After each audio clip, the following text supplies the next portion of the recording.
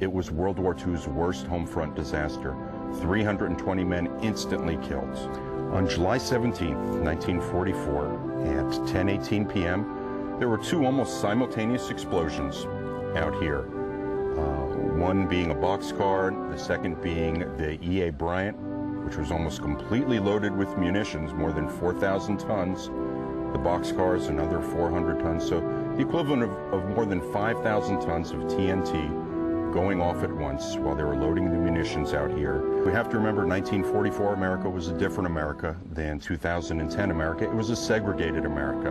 And if one was an African American and wanted to join the World War II fighting effort, there were very few fighting battalions one could join to do that. One could become a cook, a steward, a stevedore, loading munitions and or cargo out here. And that's certainly what the African American sailors were doing out here, loading munitions for the Pacific Theater. This explosion vaporized the ships that were here. Parts were found miles away. Windows were broken miles away. It's the largest explosion, home front disaster in World War II. And yet, as far as the black sailors were concerned, they were told to immediately go back to work with no explanation of what took place. Rightfully, they said, we need to find out what took place. We need to be trained so this doesn't happen again. And for that, they were charged with mutiny. The power of the explosion was tremendous. The 5,000 tons of equivalent TNT is really hard to estimate or appreciate, and perhaps the account of an aircraft that was flying over that night at an altitude of 9,000 feet. The pilot reported seeing a chunk of metal the size of a small garage go flying by the aircraft. 202 African Americans killed out here.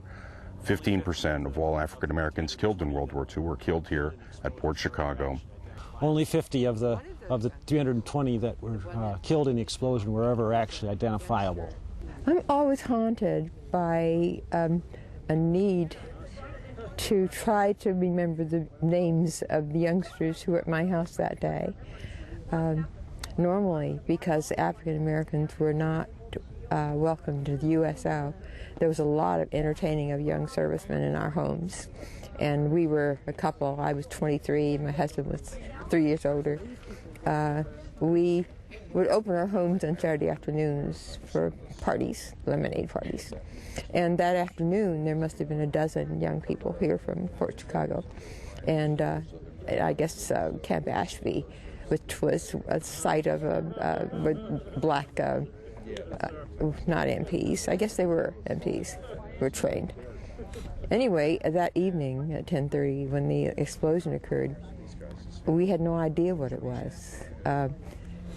We felt it was possibly an earthquake. Maybe it was the Japanese making a hit finally. Our guests had left about early in the evening to get back before their curfew because we were living in a dim-out situation. And one of those young people, the one that continues to haunt me, was a youngster who was actually 16 years old, and his name was Richert, R-I-C-H-E-R-T, and I have never known whether he survived. He had lied about his age to get into the service, and that image of that young man continues to come up for me. I remember the first time I came here to one of the memorials, I was struck by the fact that the first two rows were saved, were marked for the survivors, families. And I didn't understand why there weren't more African Americans among the survivors. They were mostly people actually from the town of Port Chicago. And in the middle of the speeches, it suddenly occurred to me that the dissonance for me came from the fact that I didn't remember these as being young men who would have been old enough to have left families. Therefore, they would not have left survivors. That Richard at 16 was the one I remembered best, and that Joe Smalls, who Robert Allen talks about in his book, was the leader of those men at the age of 22. So that meant that those of us in that room, in that chapel, for that memorial service, had to stand in for those survivors that those men didn't live long enough to produce. And so every time I come here, that's the thing that sort of stays with me, the feeling that I have a responsibility to be a survivor of the men who didn't live long enough to produce them. You said your dad was a survivor? Survivor of the Port Chicago incident. What's interesting was that he was in his barracks, and I received a phone call from a friend, a female lady friend in Berkeley, inviting him to a movie. And he was reluctant, he didn't want to go, but she convinced him, and he got up and went, and halfway through the film, the floor of the theater shook, and the lights fluttered, and then there was a light pause of the film, and sound came over the speaker, loudspeaker.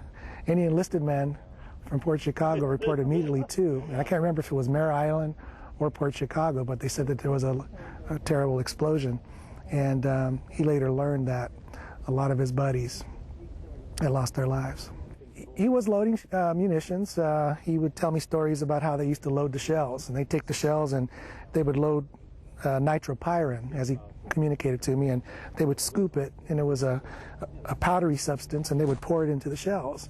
And they didn't have any masks, so they didn't protect themselves, and so he knew that, you know, he had to protect himself somehow, and he took the handkerchief that was given to him, or that he had, and he wrapped it around his face.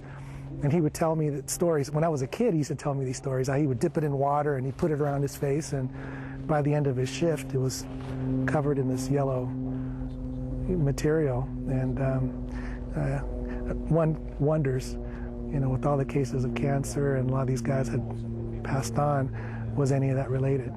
White sailors were given time off to grieve, to get their, to get themselves together after this tragic loss of life. Black sailors were told to go right back to work and start loading bombs again.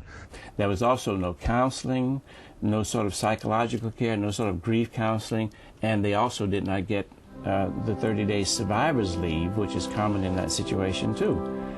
Some of the officers, some of the white officers did get the 30 days leave, but none of the sailors. The refusal of 50 of the sailors to continue loading munitions, and it became a mutiny. It was a mutiny, and there was a trial. The trial went on for 6 weeks, and unfortunately the men were put in jail, given 6 to 8 or 8 to 15 years of hard labor. This monument brings together and makes a hugely positive statement out of a lot of negative events that took place because of racism, because of prejudice, because of fear in our nation at the same time that we were at war. And so it's exciting to see something as positive as this come out of that.